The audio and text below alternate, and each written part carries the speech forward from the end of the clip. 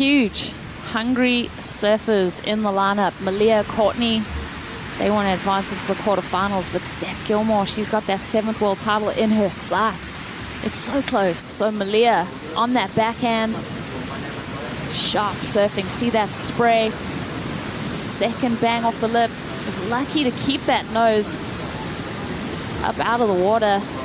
Finding a third section, a little bit hung up, so we are seeing that texture of the water, that southerly wind, outgoing tide. There's a lot of variables in the water at the moment. Courtney Conlogue, solid surfing that we've seen from her, straight into that second turn. Beautiful second turn for Courtney.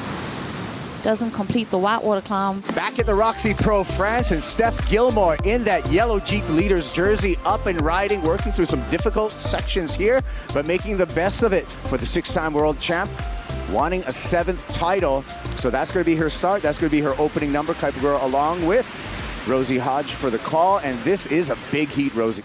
Sometimes it's better at that moment just to kick out. And then Steph Gilmore getting her first wave of this heat. You see this wave kind of offer up some chunky sections. Steph stays on her feet, but there was a couple things that you can nitpick from that ride. If she does it right here, so we'll see. But Courtney Conlogue has other plans, doesn't she? Off the top there, and finds some open face for a beautiful hook on the backhand. Again, great surfing from the 2018 US Open champ. Whoa. In Courtney Conlogue, and just a little bobble on the finish. I have a feeling this is going to be a standout wave come the end of this heat. That first turn definitely could have got a bit more aggressive. Second turn, pretty strong, but then starts to hook in over here. Wow, that turn right there, definite emphasis. Malia Manuel carving off the top, waiting, patient off the bottom, and slams it through the lip for the finish. If Courtney can just tidy up that finish, she's going to look at a big score. And Malia just on the money there. So 2 big turns from her, the surfing being done. But Courtney is looking solid, and she is on a roll. Trying to start more momentum here. Courtney Conlogue on wave number 3. And belts the lip numerous times, looking for a backhand float, stands up on the roof there and kicks up. You know, you hear from Steph saying that she's trying to quieten that noise that is just thundering in her ears. As we see Courtney, just the replay, you can tell that she's feeling a lot of freedom in her surfing. Solid sequence of maneuvers from her. She's already locked in some beautiful scores. Her attention turns to Steph Gilmore. Off the bottom, beautiful off the top there, just banking through that section. Another bank. Wave letting her down a bit here, however, for Stephanie Gilmore. So, is she finally feeling some of the pressure? Because she's been freed up to me for most of the 2018 season, but a couple of bobbles there for Steph Gilmore, and the wave selection seemed to be lacking as well. Loving that rhythm and that momentum. And then Steph, a bigger set wave out the outside.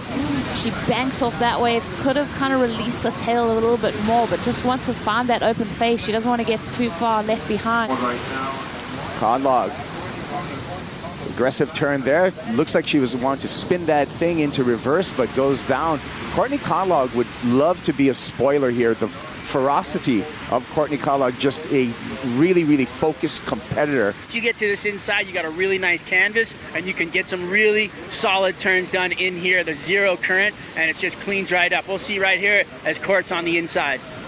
Thank you, Strider. Taking a look at Courtney Conlogue, our current heat leader, and that wave just lets her down.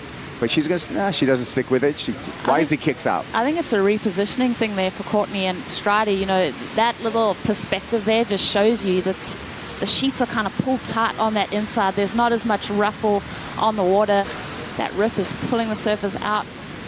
Steph Gilmore putting in some effort here, working her way to the inside, but that wave just lets Gilmore down. So a little bit of frustration in the body language on the kick out there for our current yellow Jeep leader. It's a great job of getting this heat started early and applying the pressure to the world champ as we see that rooftop float from Courtney Conlogue. So we know she can do it, and it's just about execution at this point.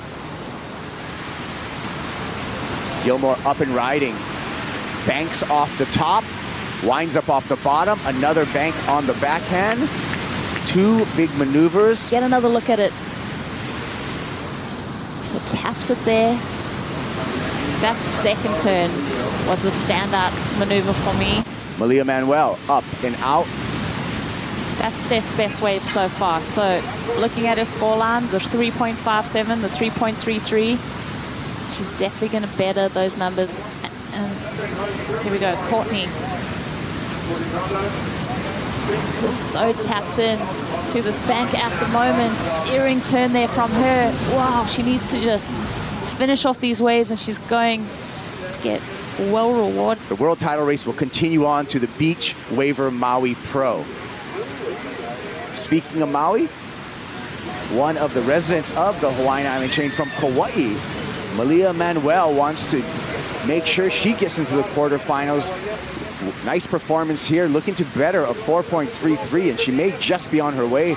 And a tidy finish and a jinx by myself, as she did not ride in front of the whitewater on the finish. Yeah, I mean, a lot of work done on that wave. I think that's going to be the best for Malia so far. Another peek at Malia's wave. Well, you see that Steph kind of wanted to have a look at that wave. Malia utilizes her priority. First turn, solid in the bowl. Second turn, searing through, staying low, staying active. As we see Malia just going through the motions of this wave. So switched on. Could have tidied up the finish there, but a lot of work done on the outside.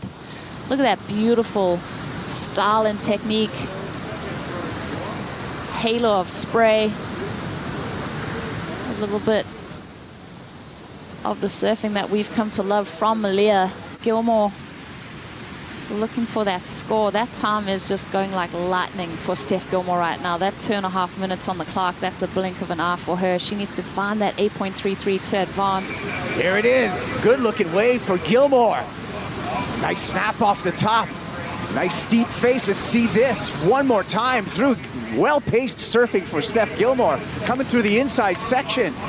Looking for more. Great performance so far. This is a clutch performance by Stephanie Gilmore. Moving through onto the inside.